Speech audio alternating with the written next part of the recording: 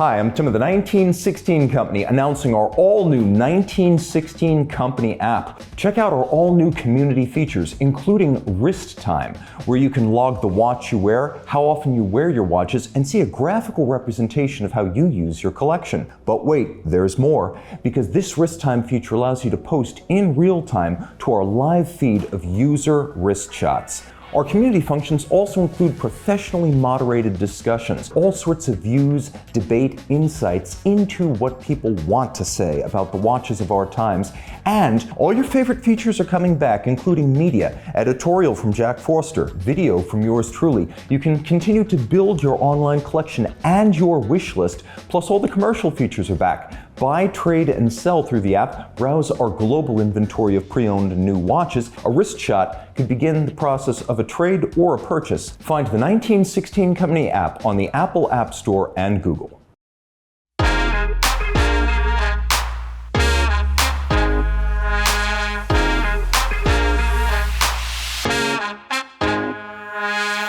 Hello and welcome to the 1916 Company podcast. I'm Tim Masso here with Armand Johnston. Today we are discussing manual versus automatic. Is this even a fight? Where do we enjoy each the most? And we're going to review some of our favorites from both genres, but this is a battle that's been decided long ago. We're going to get into it, though, and there's a lot to be said. It is an interactive program, so reach out, podcasts at the 1916 Company, with questions, queries, and show topic suggestions. Okay, so I don't know when automatics took over the world, but they did.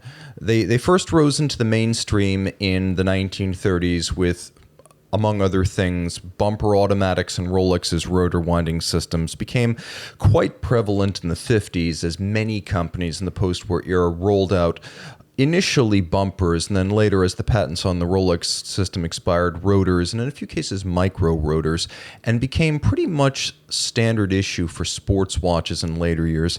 Armand, how dominant are automatic watches today? Do people even give a thought to a manual wind watch when they're shopping in the mainstream? You know, it's so funny. I feel like the expectation of yesteryear is that the watch is manually wound.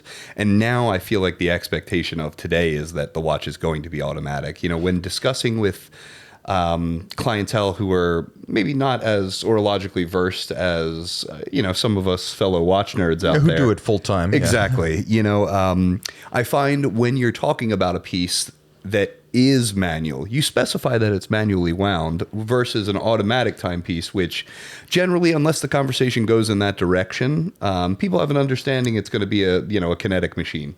Yeah, I think the best way to understand automatics and how they took over the world is that there were two stages of this. First, it was considered to be much more convenient. In the 1940s, 50s, and 60s, it was just more suited to the way people who were not horological enthusiasts used their watch on a daily basis. It was like automatic transmissions in cars. People had exhausted themselves with the experience of shifting these cars. They were more than willing by that point to let the machine do the job. And automatics on sheer convenience became prevalent. It also, for a period in the 40s and 50s, became a mark of distinction to show you could make your own automatic. Keep in mind that this is the period during which, for example, IWC and Patek Philippe rolled out automatics, Jaeger-LeCoultre, just on the eve of the 1950s with the 481 Powermatic joined the automatic ranks. It was still a big deal for companies like JLC and Patek and IWC to show they could do this. So it wasn't just a matter of convenience, it was also a matter of prestige, first for the brand to show that they were capable of a self-winding watch, and then a little bit of reflected glory for the owner to say, I have the latest in wristwatch technology. Where was this in manufacturing before it was in watches? Where was this type of mechanism in manufacturing before timepieces? You mean automatic winding? Any type of automatic rotor type of drive to something that charges something, so to speak. I mean, it's really the closest thing I could think of would be like a water wheel or a windmill. But the whole idea behind automatic winding, I mean, it started in the pocket watch era. The idea was initially, if you remember the Breguet Perpetuel system, it was basically just a pendulum free swinging inside of a pocket watch. It wasn't the most efficient thing, but it's roughly equivalent to the later hammer and bumper style Predecessor automatics. to the bumper, yep. So this existed long before even wristwatches. It's just it wasn't well suited to the pocket watch format, and miniaturizing it to a wristwatch scale took decades more than simply creating wristwatch scale movements. I think that's what's interesting to me because, some pieces in some types of things in watchmaking we find in other pieces of industry. Granted, when you're at the cutting edge of watchmaking, I think that's probably some of the earliest examples of that type of mechanic. But knowing that automatics, quote unquote, automatics were around previously, it's just interesting to see that, the manufacturers during this time would have, I wouldn't call it a struggle necessarily, a slight uphill battle in terms of reconfiguring the architecture of their movements to fit a rotor. Yeah, and there were some interesting experiments by Universal Genève, Buren, Piaget, and then later Patek Philippe in the 60s to create automatic movements that were ultra thin, either through the use of a micro rotor or a peripheral rotor. And the Piaget and the Buren and the Universal Genève systems worked pretty well. The Patek peripheral rotor was just too far ahead of its time with caliber 350. But the idea was that if you get the winding train and the mass in the same plane as the drivetrain, then you could have an automatic that's no thicker than a manual movement, which was itself an even greater distinction because really at every point in the history of the watch, thin has been stylish, and there have been periods where thin was perhaps the highest priority. And compared to a rotor automatic back in an era when you couldn't see the movement, the only way of expressing superior engineering was to really show you could make it thinner. It didn't have to be beautiful, but thinness was valued. So you had all those experiments. You had stuff like the Piaget P71 in the 1970s, sort of a three-quarter rotor. You had the Jaeger-LeCoultre 920 Bausch, which was used by Vacheron, Patek, and AP. That was sort of almost a hybrid of a peripheral rotor and a center rotor. So you saw this move first to convenience, then showing that you could achieve modernity on the part of the brands, then showing that you could do it in a thin format as sort of like a signifier of status and savoir-faire. And that was kind of the practicality era. So that's the first thing I mentioned earlier. The second is the arrival in the 80s of the sports watch as the default watch. And via Omega, Rolex, Breitling, a million others in the sports watch genre, hardcore tool watches like Zinn, you would see that automatic was considered to be standard in those genres.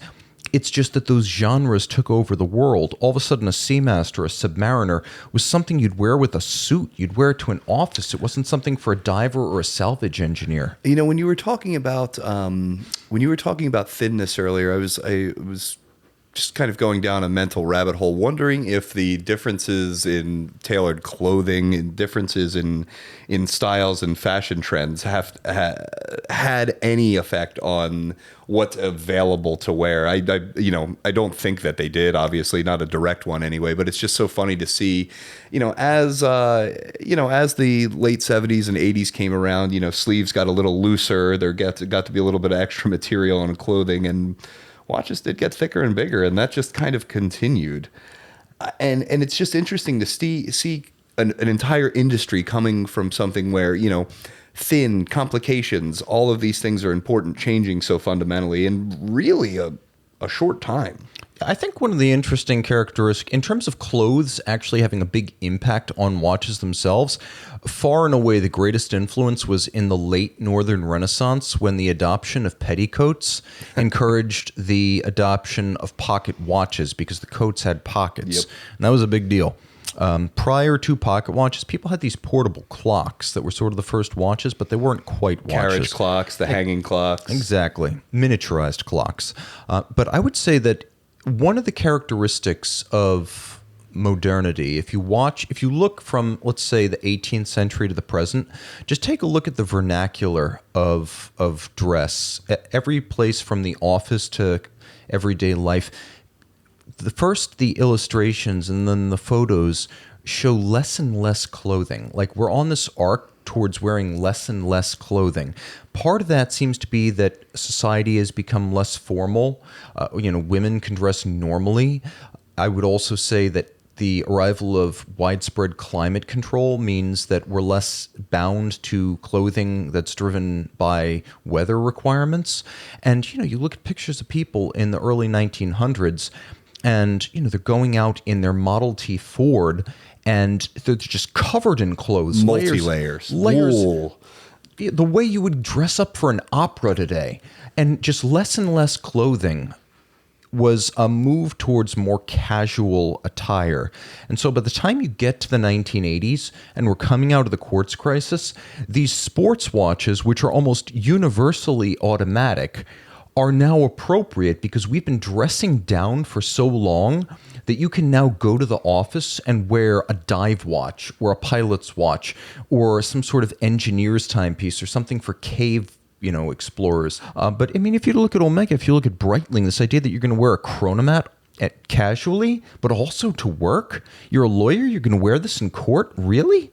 This is a thing designed for pilots. It's absurd. But by that point, dress had become so casual that what became the default companion to a man wearing a watch was a sports watch, and it was just very rare by the 80s to find a manual wind dive watch, for example. They almost didn't exist. So I was just about to ask you that. Do you think there is any reason for a non-chrono sports watch to be manual wind? Now, I want to open this up a little bit because we talk about De Bethune as sports watches, and I fully stand by that, and largely manually wound. Yeah, I would say that the one exception to all of these rules was and remains the Speedmaster Professional, where you've got this watch that was always in production. It didn't go away for the quartz crisis and come back as a relaunch like the Breitling Chronomat. No, it was always out there, and it had a lot of credibility. First, for people who wanted to own a little piece of the space dream. Aerospace enthusiasts, people who were fans of NASA, engineers, pilots, people who wanted something that was sort of an exotic, that had the pedigree of being used by a space agency, but, cost a reasonable amount of money. A few paychecks and you could own it. It wasn't like buying a car. And it was big, too. It was huge by the standards of 1969. 42 millimeters for a sports watch back then, unheard of. So it just it aged gracefully because it always had that NASA space daring do glow about it. And that is the only thing that seems sufficient to keep that manual wind watch neck and neck with every other type of automatic winding sports watch. And it's purely a coincidence. It's just because NASA back in the 60s had doubts about the ability of a rotor winding watch to wind itself in zero gravity. Despite inertia and momentum being a thing. Exactly. As your physics teacher from senior year would remind you, mass is constant. It's weight that's dependent on gravity. So mass and inertia go hand in hand. And of course, you still have that resistance to motion of the rotor. It will turn in space. It doesn't want to be moved, whether you're in zero gravity or the surface of the sun. I mean, it just doesn't want to move, so it will stay in place and it will pivot around its ball bearing and wind the watch. But because NASA wasn't sure, they went with a manual wind watch, and that manual wind watch gained this incredible reputation as a little piece of the dream you could own. And so that's the only instance I can think of today where a manual wind watch on the mass market competes on even terms with automatics. With automatic, yeah.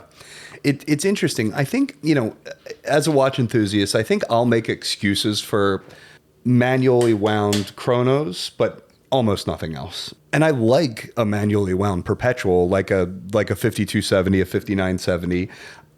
I like it a lot. It's just, it's very interesting to me, a complication like that being manually wound. Yeah, okay, so complications that require a lot of sub-function setting are a great candidate for automatic winding.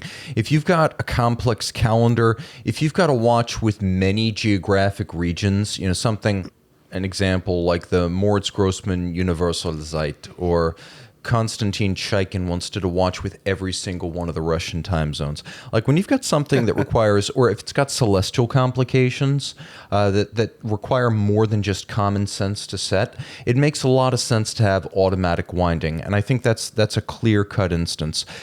What I don't understand is, because those watches are still comparatively rare, why do people demand automatic winding today when we're well into the era of the watch enthusiast, respect for history, mainstream media coverage of high-end horology? Why do they still dominate now? I can see why they were popular in the 40s, 50s, and 60s. I can see why they became a default choice with the rise of the sports watch. But why are people not more mindful about making this choice? Why is it automatic, pun intended? I think we live in such a world of convenience, and I think the idea of grab and go is what people want largely. You can make a similar argument for why do we need automatic watch winders in existence when automatics exist? You know what I mean? People are still going to want that ease of use, and I think I take for granted the amount of times that I, in a day or any given day or week that I set a perpetual calendar, and how easy it has become for me and how second nature it has become for me. But quite honestly, gosh, if it's not a JLC caliber that's stuck in 2023, you can set a perpetual calendar in less than a minute, no problem, very easily, and have it wound and ready and set on your wrist. That's true. Even if it's a Patek type where you've got 4 pushers for 4 windows. It's just a question of understanding how to do it and getting used to doing it. It's something that is, just should be second nature to anybody who owns a major complication like this. You should understand how to use it. You shouldn't be afraid of using your watch. And I think kind of the notion that, I'm going to get a perpetual calendar, but it has to be automatic because I want to keep it on a winder, because I don't want it to die, because I don't want to have to reset it, has really made a firm place in modern day collecting. And it's something that I don't personally understand, because I like to interact with my watches. I like to set my watches. I like to wind. I like to feel. I like the tactile sensation of manipulating the watch. Yeah. And I think, hold that thought, because we'll come back to that. But I will say that, like, brand employed watchmakers who are stationed at boutiques, it's soul crushing duty, because all they do is set perpetual watches. calendars all day. Yep. So I think here's the reason why people lean toward automatic, because when you're coming into the watch space, you look at it as a feature. Like, I think some people are looking at it, and they're looking at a manual watch, and they're thinking, well, this watch gives me more because it can wind itself. Like, this watch has a date. This watch has automatic winding. Why doesn't that watch? Look how much that costs, that Chronomètre Bleu. You have to wind it yourself. It doesn't have a date. What an absurd 42,000 franc watch. And I knew this guy who founded Watch You Want, O.J. Watley. He's still in the business. He's still a friend. And he was paneristi from the old school days, back in the 90s, when basically the fans of the brand were its only advertising. And no one will ever question his credentials on that front. He was dyed in the wool. He's owned every model, every era, pre-Vendôme, 5218s from the very earliest days, Italian-made watches. But he always preferred a Panerai Luminor with a date and automatic winding. And the reason, I think, is because when he came into the watch space, it seemed like if you liked mechanical watchmaking, well, the more the merrier. A date was that much more mechanism. Automatic winding was that much more mechanism. And it feels more deluxe. It's almost like that whole notion of manual transmission versus automatic transmission. Mm-hmm. If you have some hardcore enthusiast who's been in sports cars for 30 years, they're going to want to go with the manual because that's the purist's choice. Whereas the person who's just shopping for a Porsche 911 is going to be looking at the options list, and he's going to be thinking, well, automatic is, it's more deluxe. It's more capability. Like, I'm getting a fully optioned car. Why wouldn't I get an automatic transmission? And I think that's the way people look at automatic winding watches. Like, it's one more feature. It's one more piece of bragging rights.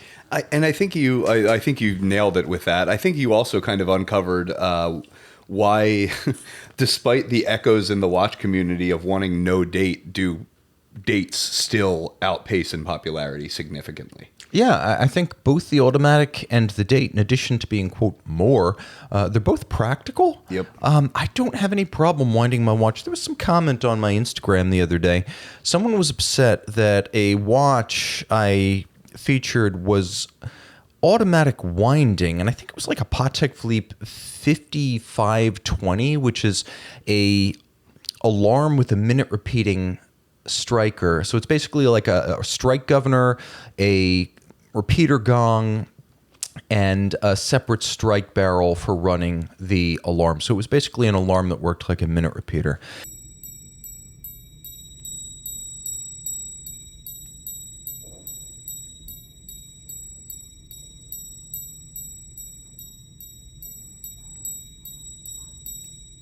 And Great sound, too. It really is. And it's probably the most capable overall watch that Patek sells right now, especially if you believe the 30 meters is real 30 type stuff.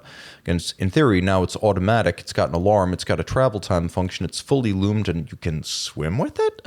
But that's beside the point. What he was saying was he would prefer to have dispensed with the winding system, because it is an automatic watch, so he could see more of the strike mechanism. And I didn't disagree with him, but I said, well, this watch is designed to be very practical. It's something you use every day. It's got an alarm. It's got a second time zone. It's well loomed, so it's automatic. And he asked, well, why wouldn't you want to wind your watch? If you're getting $300,000 into a Patek Philippe complication, is this kind of buyer really that... really that calloused to interacting with his watch? I think I think a direct kind of rebuttal to that would say, there's a non-insignificant portion of collectors that just don't even set their watches. This is also true, and I can't. It's hard for me to wrap my head around. I can't relate to that, because to me, that's like buying a foal from, sired by a Triple Crown winner, like the best possible horse with a huge head start towards an epic racing career. And you never train him. You let him get fat. You just buy the horse. You don't do a single thing. You don't lift a single finger to in any way like optimize this horse. It's like you've paid for the ultimate four-hooved racing machine, and then you do nothing with it, and you squander all of those advantages and the money you spent. So if you're buying an incredible watch, if Denis Flageolet has found a way to make your tourbillon run to plus 0.5 seconds a day, and you don't set it, you're wasting part of the heart, soul, blood, sweat, and tears that the creator put into that machine. So yeah, do you have a right to do it? Sure. But let's be honest, most watches are not works of art like a de Bethune. Like, I think a Rolex is many different things, but it's not exhaustively made by a human. It's made to be an incredibly durable, precise, and long-lasting timekeeper. So one of the cards it's got to play, one of the primary cards for a coaxial omega, a superlative chronometer, any of these basic like mainstream luxury watches, is that they are good timekeepers. So you're wasting your investment. And at the end of the day, that is the fundamental reason you are purchasing the watch, or rather the fundamental purpose that the watch exists. Maybe it's not the reason you're purchasing, but it is entirely the purpose of the watch. Yeah, I mean, you could take this to the extreme where you buy some sort of perpetual calendar and you don't set the calendar. Well, what's the point? Yeah. Why not just get a watch without a calendar? What does it mean to you that February 29th takes place in the middle of like August? I mean, you're not even paying attention at this point. You may as well not even wind that watch if it's manual wind. And I guess that's the ultimate reductivist. You buy this super complicated watch, it's manual wind. Not only do you not set it, but you don't even energize it. It doesn't even run on Buy your yourself the perfect version 5004, set it to 1008, and then just leave it. Yeah, exactly. So I do think that there's something to be said. We talked about accuracy and the importance of accuracy in the past, and I think it's important. But I also think it's more soulful to use your watch as intended. And an example of that would be taking your dive watch diving, or taking your Navitimer out for flight lessons. It doesn't mean you're going to use it as a tool. It just means that is its natural paradigm. And with a calendar watch, I think, it makes sense to set it and it makes sense to wind it. So we talked a little bit about how automatics took over the world. First they were a feather in the cap of the manufacturer. They were more convenient. They were a show modernity. Then they were the default choice in the 80s because sports watches took over. Now people look at automatic like a feature, and its absence is seen as a deficit or a deficiency. But where does the manual watch kick ass? Like, where does it really make sense? Where would you prefer to see it? I like seeing manual wind chronos, and I like seeing manual wind time-only pieces. Those are kind of the low-hanging fruit of what I like the most out of manual winding.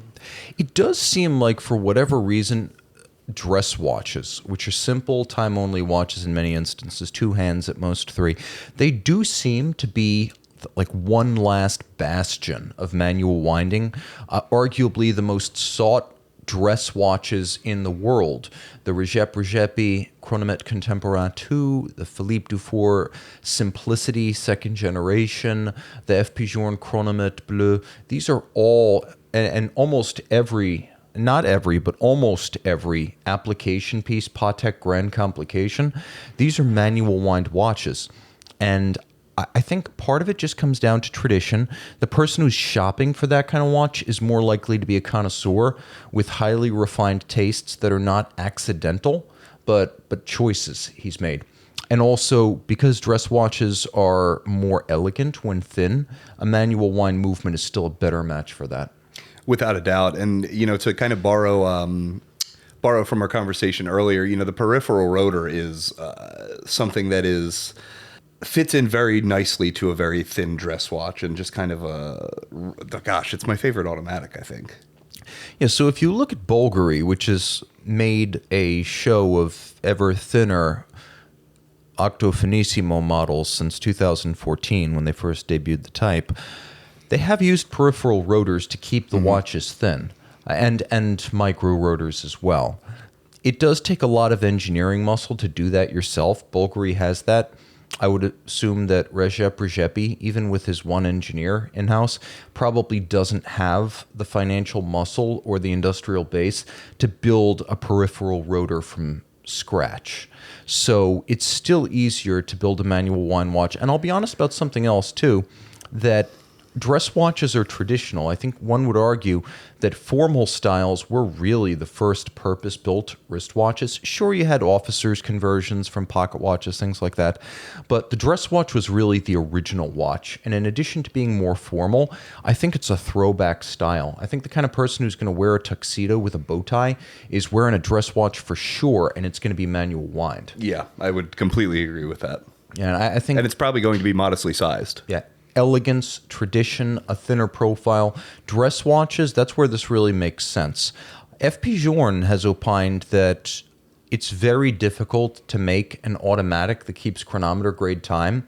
And his reasoning is sound. He says, okay, if you just keep winding it up for a chronometry test, it's going to do fine. But once it's actually out in the world with the variability of how much energy is in it, how often it's worn, how active the user is, it can be very, very difficult to achieve chronometric excellence. And if you look at almost every chronometry caliber ever, it's been some sort of manual wind movement. Yeah. I would also say that realistically, with manual wind watches in the modern era, again, playing on the connoisseur bias where that type of person is going to be aiming for this pile, you can see more of the movement. Without a doubt. I think that's part of the major reason why we largely like manuals more. You just see a little bit more. Well, you were talking about the automatic kind of chronometry. I was wondering, is a manually wound watch just more predictable in terms of like exercising the mainspring? Is it more predictable in terms of the constant flow of up and down? Granted, I know you can grab it in the middle of the day and wind it and kind of interrupt that, so to speak. But is a mainspring more predictable, more reliable if it's exercised at the top to the bottom of its hairspring, or is it the middle? Like, we always say the middle, call it 60% of the power reserve is going to be kind of the best area of timekeeping. I think in a lot of cases, the assumption is that it will be wound every day at the same time. Marine chronometer style. Yeah, and I think yeah, exactly, 24 hours apart. And so I believe that many of these watches are now optimized to keep the best time at the front end of the power reserve, where the assumption is that you're always going to keep it no lower than the midpoint of the power reserve, which is why a lot of really accurate manual wind watches, they tend to have very short power reserves. Chronometric power reserves, rather. Yeah, I mean, you look at F.P. Journe, and he's got two barrels in parallel in the Chronomètre Bleu and the Chronomètre Souverain and the Caliber 1304. The idea there is not to get a super long power reserve. Putting the barrels in parallel means that you're going to maximize the force out of the barrels. And the idea on those is to wind them every 24 hours. And so he's trying to maximize all of the torque at the front end and more or less keep the front end where the watch is wound, which is why on F.P. Journe watches that have chronomètre in the name in some way, you see the power reserve running backwards. So the idea is that it indicates 0 for 0 hours since full winding.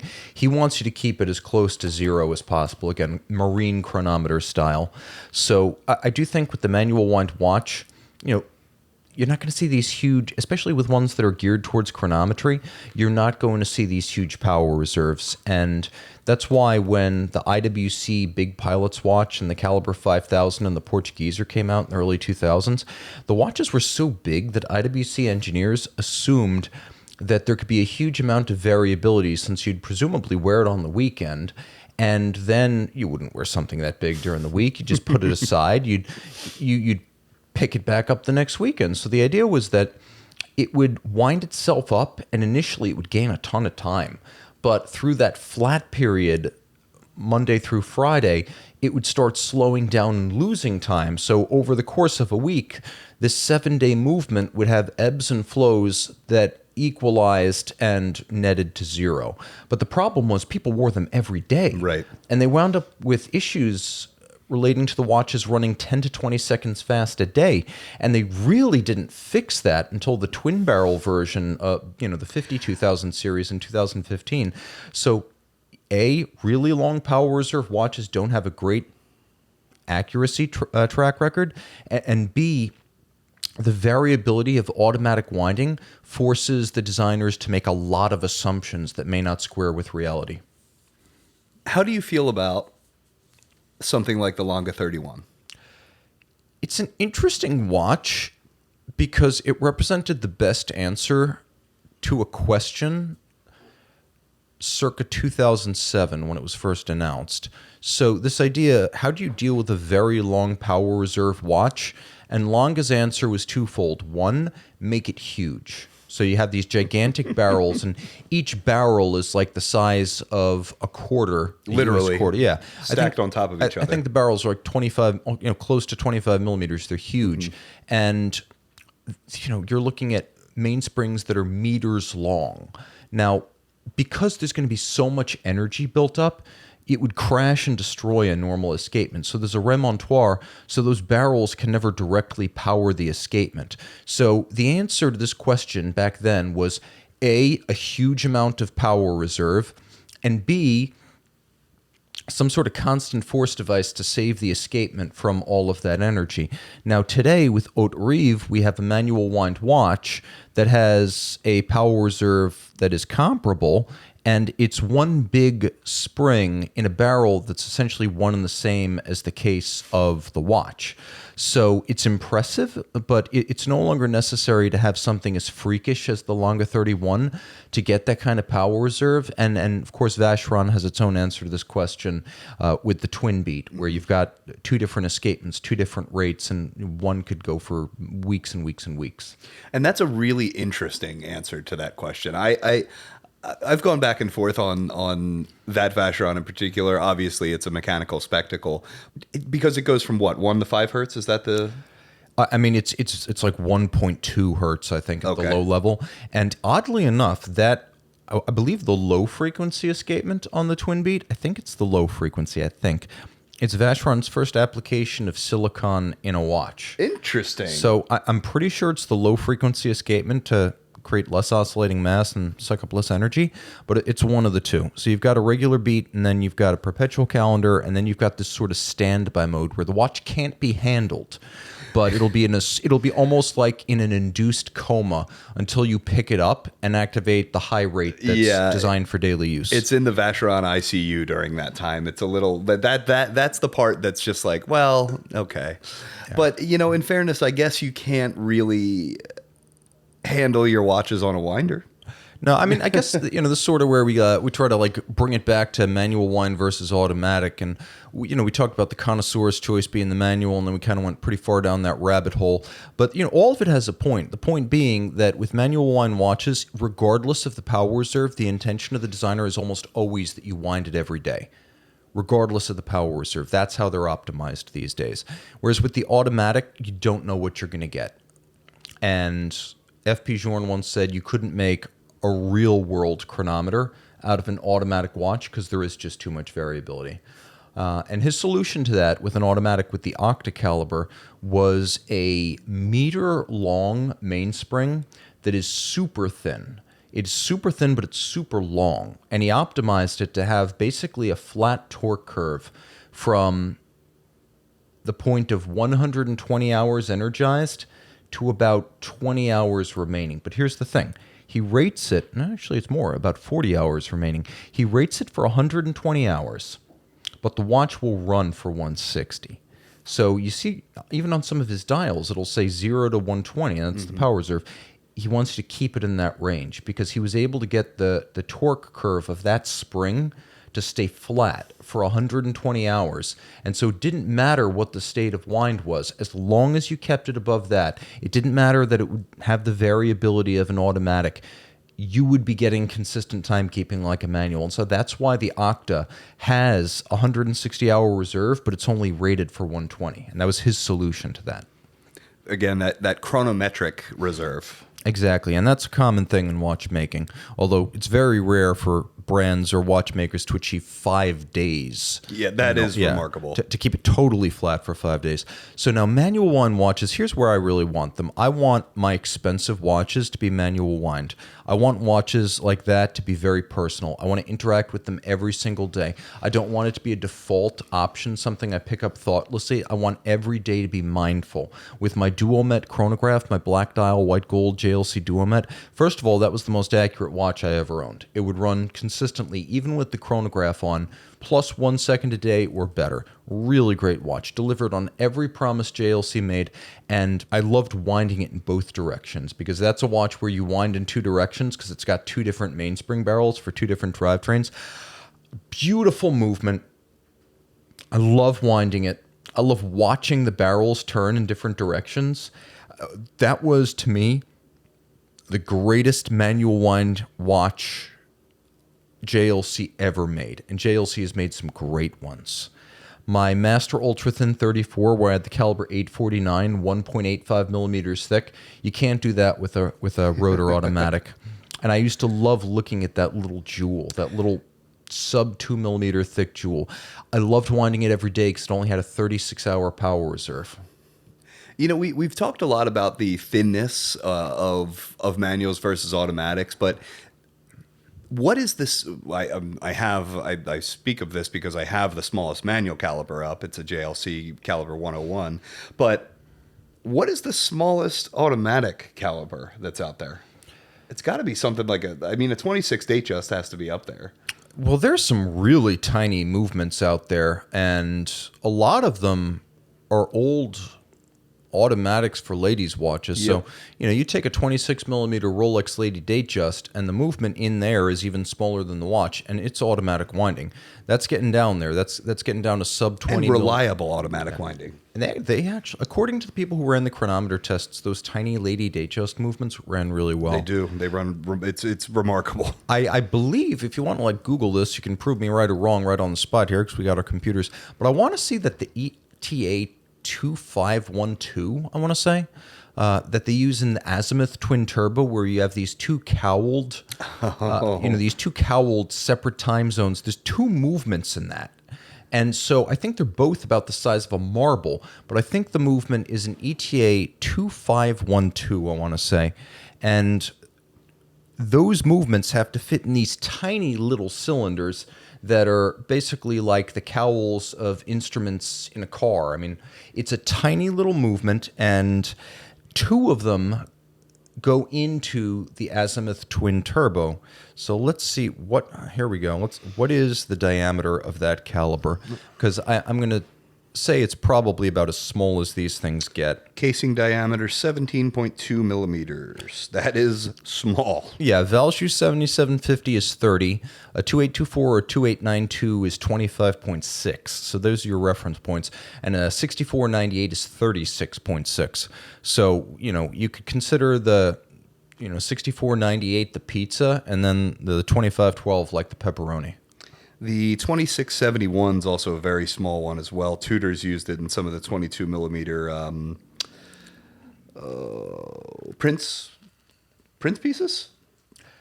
Yeah, I mean, there's been a million Tudor watches named Prince over the years. Yeah. It's almost like Toyota cars named Crown. There's like 100 of those. There's about 100 Tudor Princes. But yeah, I think manual wind watches in really fine chronographs, like you said earlier, my Duomet was a great example, but so is the Patek Philippe 5070. I love the 5070. La Manna movement, very closely related to the old Omega 321s that went to the moon. There's something incredibly gratifying about winding that every day. And, some people, they say, oh, well, the automatic, it feeds off your energy. I'm like, well, so does the manual.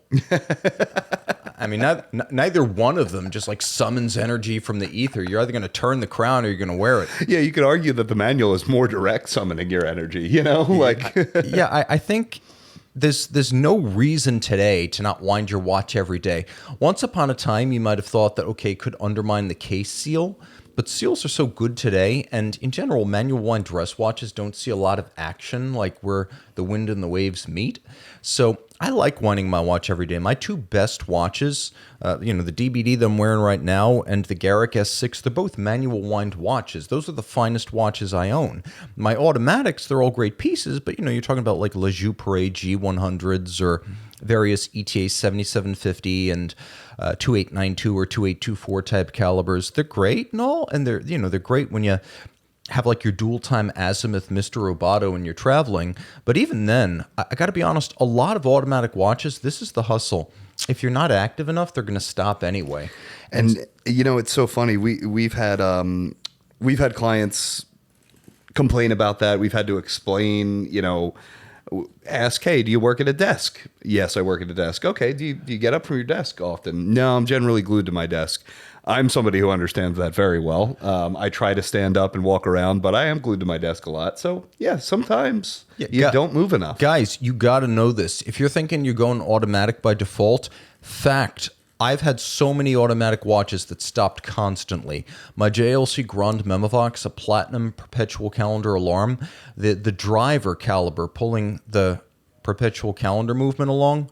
So the module was driven by, I believe, a JLC 918 base. And it had a compound reference, the module and the base, but the 918 was not an efficient enough winder to keep that thing going. So I would constantly wake up as an office worker. I'd wake up in the morning and my perpetual calendar would be stalled in the midnight turnover. And this would sometimes be 2 or 3 times a week. And it was incredibly irritating.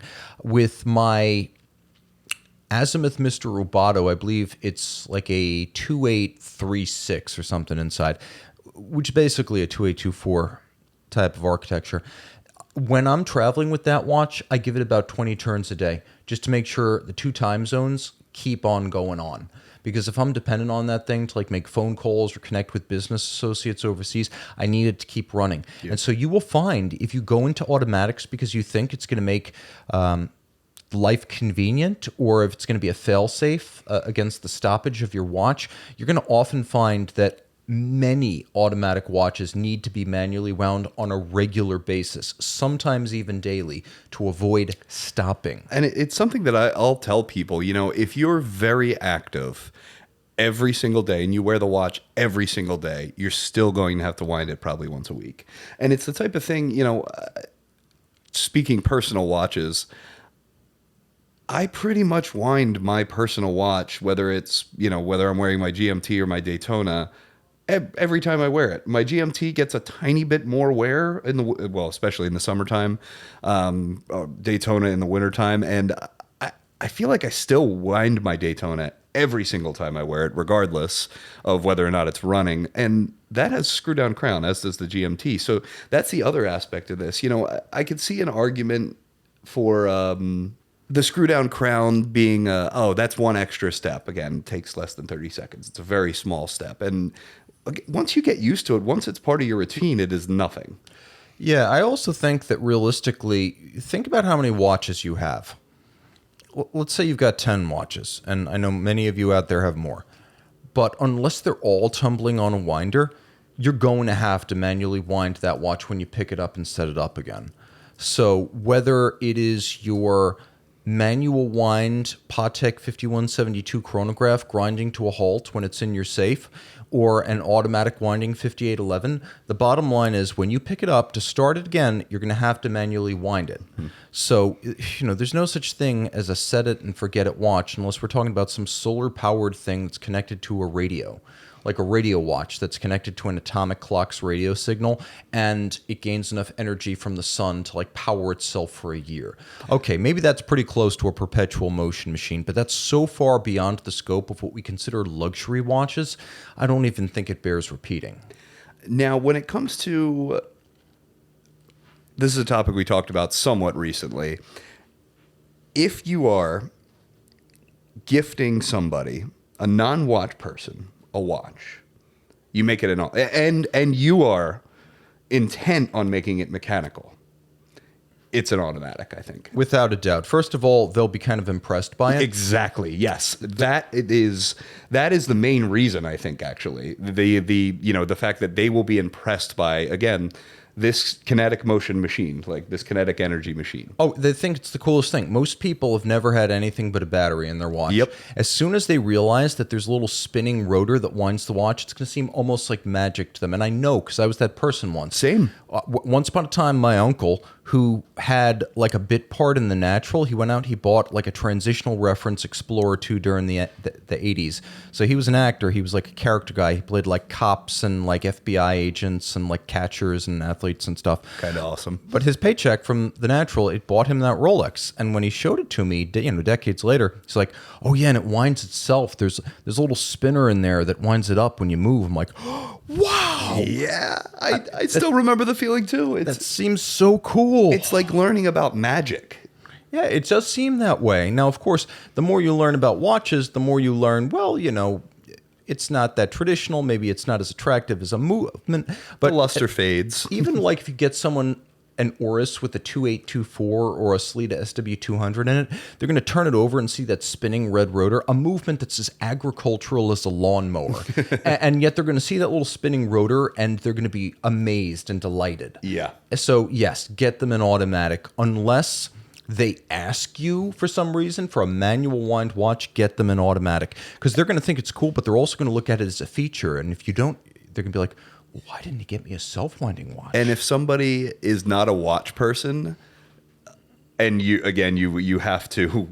insistent on gifting them a mechanical watch, if they're asking for a manual wind, you should follow it up with, wait, are you a watch guy? Because that's is unheard of. Ask them what they want. Just at that point, if the person's an actual watch enthusiast and you're trying to buy a gift watch that's more than just a G-Shock or a System 51, what you should do is give them a budget. Okay, I'm going to give you a $7,000 gift certificate to watch store XYZ, and you can pick what you want. Because I don't know enough to shop for you. Yeah. And that's often the case with experts and enthusiasts. They've got this idea of what they want, and you're never going to guess it. And, years ago, I went to a Journe 30th anniversary event at the New York boutique. This was before I was even in the watch industry. I was just out of the military. And I remember there was a guy there from Singapore, and he was there with a couple of friends. And they were shopping for his wedding gift. And I'm like, you're giving a watch to your wife? That's so cool. And he's like, no. Her family's buying me a watch, and I'm picking it out here. I'm like, wow. First of all, I want to get married in Singapore. Second, they understood that they're never going to guess right. Yeah. So just give the guy a budget. Say, go to FP Journe, spend less than $50,000, pick the watch you want back when you could walk into a boutique and get a chronometer. But yeah, so don't try to shop for an expert. Don't try to guess manual or automatic if you know for a fact this person's already a collector. I would say let's talk about now where automatics are more welcome. We're purists, we're enthusiasts. We are the kind of people who understand every compromise of an automatic watch and every traditional merit of a manual watch and the romance. Where do we want to see automatic watches? Like, where does this really help us out? I mean, I think we want to see automatic watches where we've discussed, in the non to be manipulated sports line, and by that I mean like non-chrono, right? Other than like an external rotating bezel dive watch, something like that, something low complication. Throw a date on there, fine. Throw a seconds hand on there, absolutely. I'm for simplicity on automatics. I really am. Okay, so here's where I think, first of all, automatics are welcome. When the automatic system itself is exotic. So we're talking like the Patek Philippe 350. We're talking much later, more successful peripheral rotors like the 288 from Bulgari, or the peripheral rotors from Karl F. Bucherer, the A1000, the A2000, or where we're talking about something like the Moritz Grossman Hamatic, where it's a bumper automatic built in a modern format, like a 40s style hammer automatic, but built in a modern watch. That is so cool. Micro rotors like the Patek Philippe 31260 or the 240 before that. That is where, or like the JLC 920, like where you still see the JLC based Vacheron 1120. Or the Patek Philippe, well, I guess, what was it, like 28, 255? Those aren't around anymore. But Vacheron and AP still use their versions, the JLC 920. JLC, never used it itself, only sold it to the Holy Trinity. So a Vacheron with the 1120 or an AP with the 2120, those movements are exotic. And I think when you've got an automatic that is exotic by virtue of the way the automatic is built, I think that has appeal to a watch collector who's a traditionalist. I think that's neat. No, I think that's neat too. I think if it's a different type of automatic movement, I would even venture that into a 3/4 rotor, a hidden rotor, something like the Streamliner Chrono movement. Very, very cool hidden rotor with all the accoutrements of a manual line movement visible. Yeah, where you've got this, the Moser Streamliner flyback chronograph uses Agenor's Agengraph, and there are manual line versions of it, but most versions of it have a rotor that sits under the dial of the watch and pivots around the actual motion work that bears the hand. So you have a manual wind style caseback that's big, open, traditionally beautiful, full of detail and unobscured, but then you've also got the convenience of automatic winding. So where there's no cost to automatic winding aesthetically, absolutely, give me automatic winding. I think that it's also worthwhile on watches where you've got sort of a fail-safe requirement, like a diver or a pilot's watch, where having that automatic winding is just a little bit more insurance that a instrument, even as a backup instrument, is more likely to be functioning. Because I think if you are, let's say your batteries fail on your dive computer, because if you're a serious diver, you're using a computer, but let's say you've got a dive watch as a backup. Well, let's say it stops. That could be a very dangerous condition. And I think we've got to assume, because there are ISO standards, although most dive watches are luxury items, there's a chance they may be used when it really matters, and I want just a little bit more insurance against the watch stopping. Here's an interesting question. We'll come back to this topic of where automatics are welcome. How do you feel about power reserve indicators on automatic watches? It doesn't bother me. I simply don't see the need. I think when you're talking about something like an IZR from like a 3710, the Patek colloquially named the Comet, I think that's really interesting. Like a state of winding notification, so to speak, a state of winding indicator. But power reserve on automatic is, I don't know. I get it. Again, it's one of those things where it's like, oh, it's another function. Why wouldn't I have a gas tank on my watch? Yeah, people are going to look at it as one more feature. Exactly. I don't personally like it on an automatic, and I don't have a good reason for that. It's just, I feel like when an automatic has it, it's just because they could, and not for the good kind of because they could. Because I've had so many experiences with automatics stopping, I actually like it.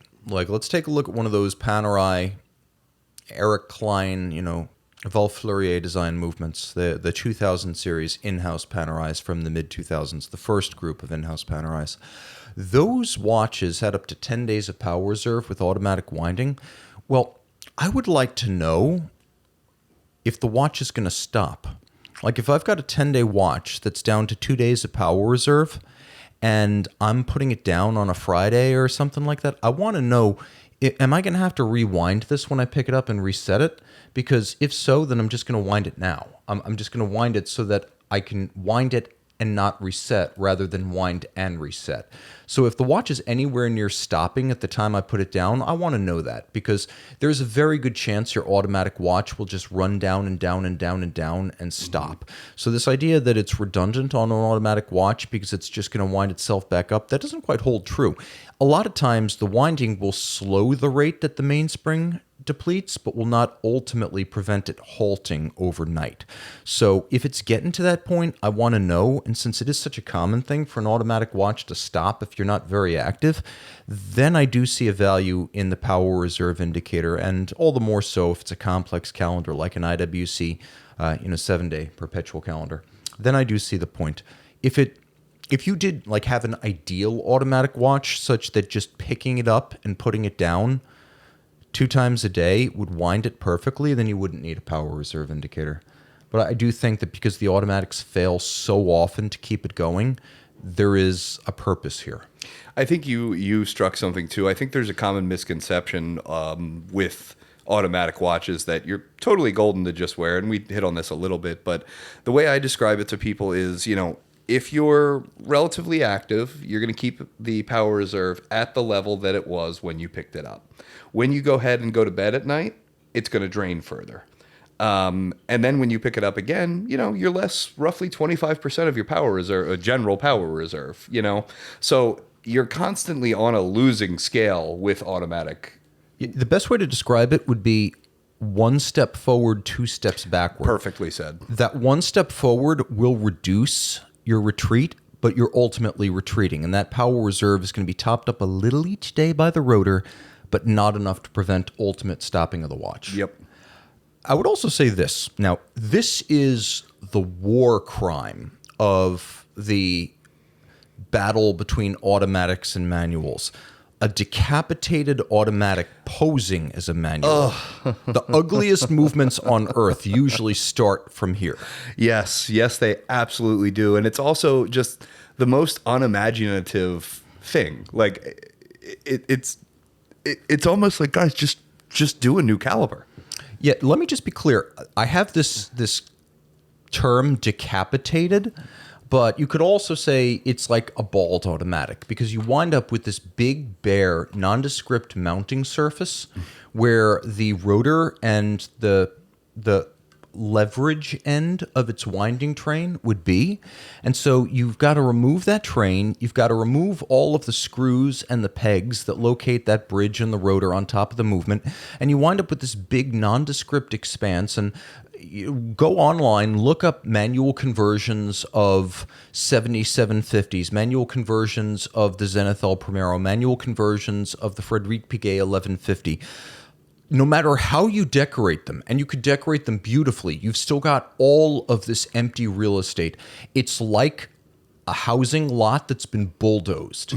It doesn't matter how well it's landscaped. You've got this big dirt hole where the house used to be. It's just obvious. That is like a no-go for me unless you're absolutely in love with the rest of the watch.